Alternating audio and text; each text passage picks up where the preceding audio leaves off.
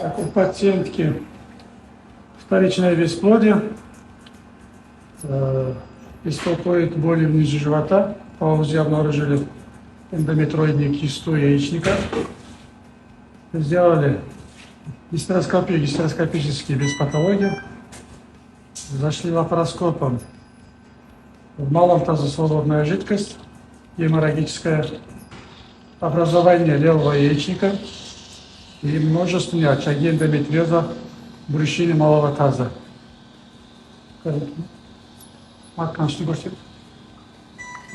Множественные очаги эндометриоза, яичный процесс.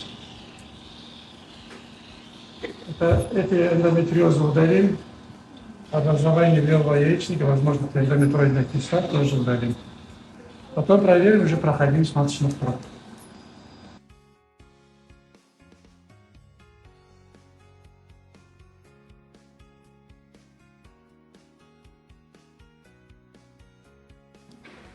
Выложили капсулу. Капсула очень большого размера. Силикон вытащили. Так. Вводить. Так.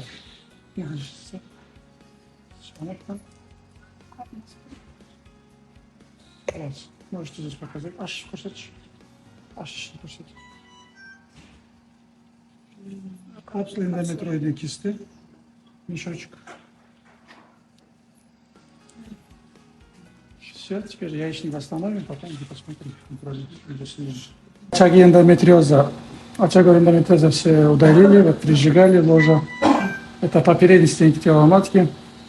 По задней стенке тоже эндометриоз почистили, удалили, прижигали очаги эндометриоза. Слева эндометроидную кисту удалили, яичник зашили, восстановили. Вот анатомия нормального яичника. Яичник еще сократится, заживет и красивый вид будет. Маточные трубы с обеих сторон проходимы визуально. Сейчас проверим, будет вести жидкость. Давайте. Визуально без патологии.